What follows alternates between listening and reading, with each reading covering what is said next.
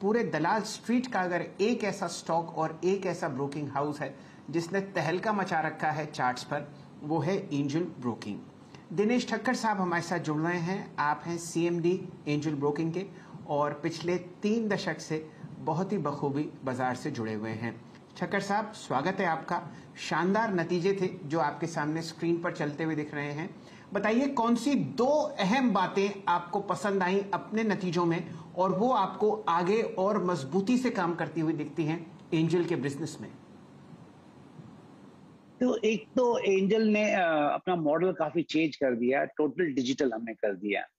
तो मैं कहूंगा कि ये एक सबसे एक प्राइम इंजन है जिसने एनेबल किया है ताकि हेलो दोस्तों, अगर आप अपना पैसा शेयर मार्केट में इन्वेस्ट करके लाखों रुपए कमाना चाहते हैं तो आज ही आप स्टॉक के साथ जुड़कर अपना डीमैट अकाउंट आप बिल्कुल फ्री में ओपन कर सकते हैं, जहां पर आपका ब्रोकरेज चार्जेस बिल्कुल ना के बराबर लगता है। ब्रोकरेज लगता है तो सिर्फ इंट्राडे ट्रेड में, वह भी सिर्फ 20 रुपए। तो आज ही आप स्टॉक के साथ में जुड़ सकते हैं, लिंक डिस्क्रिप्शन में है, क्लिक करें और अकाउंट ओपन कराएं। क्लाइंट जितने हमारे टीयर 2, टीयर 3, टीयर 4 बियॉन्ड से आ रहे हैं उनको हम अक्वायर कर सकते हैं।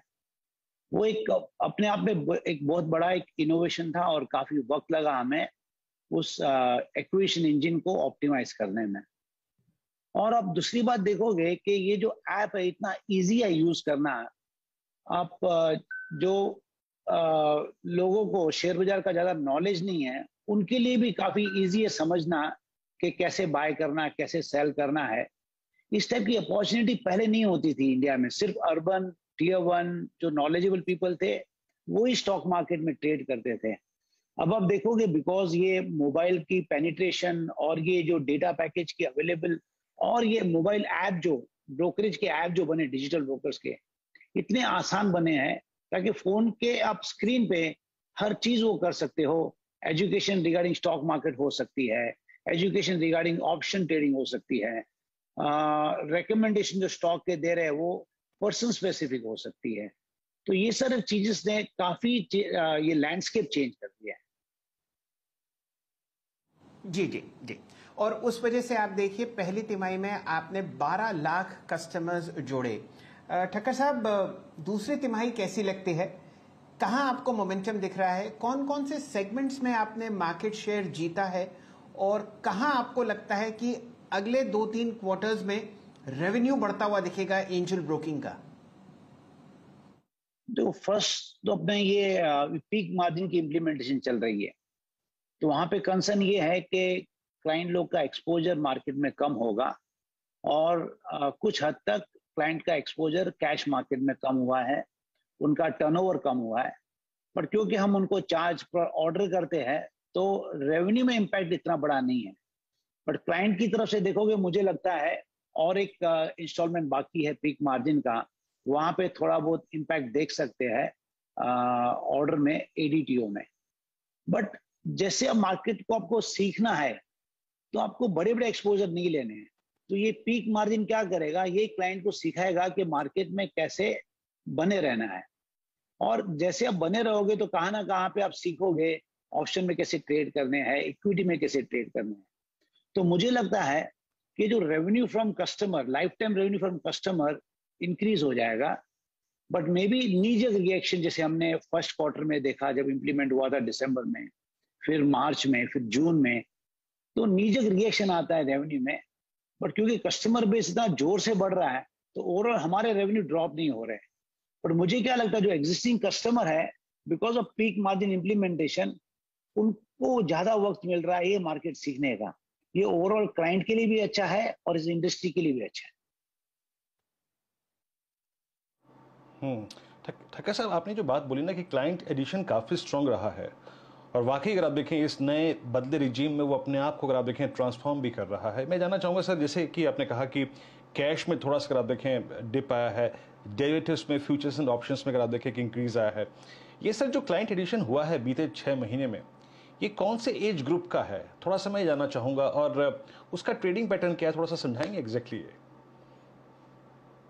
नए कस्टमर आ रहे हैं उनका एज ग्रुप कम है, ये मिलेनियल है, जेन जी भी एंटर कर रहे हैं। तो जो एवरेज क्लाइंट की एज जो हमारे पास आती थी करीबन 34-33 होती थी और इस क्वार्टर में ड्रॉप होकर 29 है अब।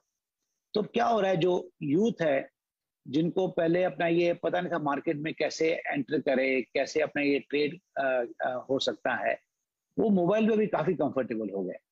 तो धीरे धीरे हम जो देख रहे हैं कि जो यूथ पॉपुलेशन है इंडिया की वो आ रही है। अब जैसे अपना उनके पास टिकट साइज उनकी कम है, तो कैश में जैसे ये मार्जिन की इम्प्लीमेंटेशन हुई है तो उनके एक्सपोजर्स कम हो गए। तो वही लोग अभी ट्राई कर रहे हैं ऑप्शन में कम इन्वेस्टमेंट में कैसे ये मार्केट समझे, उनको निफ्टी लेना है या बैंक निफ्टी लेना है जो कि अपने आप में एक पोर्टफोलियो है, बट वो कोशिश करते हैं उनके कॉल लेकर अपना ये उसकी तेजी एब्जॉर्ब कर सके। तो ये जो नया यूथ है उनका अप्रोच बिल्कुल अलग है। उनको मार्केट समझना भी है, ट्रेड भी करना है और लिवरेज भी कम लेना है, यानी कि अपने टिकट साइज बढ़ाना नहीं है। तो ये यूथ 28 से 32 के एज का है। They are coming from tier 2 tier 3 majority. जैसे हमारे लास्ट क्वार्टर में 92% people came from tier 2 tier 3 and beyond. तो एज के हिसाब से 28-32, टीयर के हिसाब से 3 and 4 और गुड एजुकेशन लेवल, बिकॉज जब भी वो कोई हम कंटेंट डालते हैं तो वो पढ़ सकते हैं, समझ सकते हैं और उस हिसाब से एक्ट भी कर सकते हैं।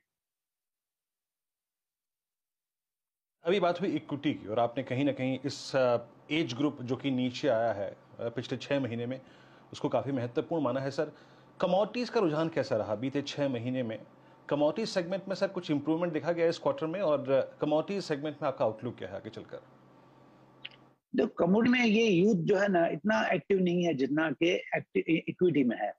तो कमोडिटी में पीक मार्जिन के हिसाब से वॉल्यूम काफी इम्पैक्ट हुए। उसमें काफी ओल्ड ट्रेडिशनल ट्रेडर्स हैं जो पहले से ही ये एक कमोडिटी में ट्रेड करते हैं। तो हम क्या देख रहे हैं, कमोडिटी में इम्पैक्ट फिर भी थोड़ा बहुत है बट इक्विटी में कम है। बट ये जो ग्रुप है यूथ है उनको इक्विटी ज्यादा पसंद आ रहा है। जी अच्छा, एक बार बताइए ठक्कर साहब, ये तो मेन प्लेन वैनिला ब्रोकिंग है आपकी जो लगभग 2 करोड़ रुपए रोज आपने कमाई पहली तिमाही में। आप बहुत अच्छे फाइनेंशियल प्रोडक्ट्स भी बेचते हैं जैसे म्यूचुअल फंड्स हो गया, इंश्योरेंस हो गया, थर्ड पार्टी रीसेलिंग जिसे कहते हैं। क्या वो बिजनेस भी आपको फाइनेंशियल सर्विसेज में बढ़ता हुआ दिखा पिछली तिमाही में? और अगर हाँ तो ये आगे आने वाली 2-3 तिमाहियों में कहां जाता हुआ दिखता है आपको? ये जो बाकी के जो एसेट क्लासेस है, म्यूचुअल फंड, इंश्योरेंस, लेंडिंग वगैरह, ये अभी भी काफी हद तक फिजिकल है। तो उनके लिए बराबर ऐप की जर्नी बनाना और उसमें मैन्युफैक्चरर का सपोर्ट लेना, उसमें लगभग मुझे लगता है और 2 क्वार्टर लगेंगे। इसीलिए हमारी स्ट्रेटेजी क्या है, एक मल्टी फंक्शनल ऐप बनाएंगे, सुपर ऐप बनाएंगे जो कि ऑलरेडी प्रोसेस स्टार्ट हो चुका है बनने का, और 2 या 3 क्वार्टर में वो ऐप इंट्रोड्यूस करेंगे मार्केट में, जिसमें जो भी हमारे क्लाइंट स्टॉक ब्रोकिंग के लिए आते हैं वो उसी ऐप पे mutual fund, insurance, lending product ले सकेंगे। इसमें सिर्फ लेने की बात नहीं, एक्सेस नहीं दे रहे, उनको इंटेलिजेंस भी देंगे कि उनके लिए कौन सा प्रोडक्ट राइट है। तो धीरे धीरे मुझे क्या लगता है कि ये जो यूथ है वो बहुत कंफर्टेबल है मोबाइल पे सब अक्वायर करना, बट उनके लिए डिफरेंट ऐप पे जाना और हर एक की अलग अलग जर्नी समझना थोड़ा डिफिकल्ट लगता है। आज भी हमारे पास 2 ऐप है, एक म्यूचुअल फंड के लिए थर्ड पार्टी प्रोडक्ट के लिए, एक एंजल ब्रोकिंग जो स्टॉक मार्केट के लिए है। जो हम क्लाइंट एक्वायर करते हैं हम लोग ब्रोकिंग के लिए, तो उसी कॉस्ट पे हमको लगता है अगर हम ये म्यूचुअल फंड, इंश्योरेंस सेल कर पाएंगे तो हमारे लिए भी प्रॉफिटेबल होगा और क्लाइंट के लिए भी कन्वीनियंट होगा। तो ये 2 या 3 क्वार्टर के बाद में हम एक मल्टी फंक्शनल ऐप इंट्रोड्यूस करेंगे जिसको हम सुपर ऐप कहते हैं। तो वो इंट्रोडक्शन के बाद में हमारा फोकस रहेगा कि थर्ड पार्टी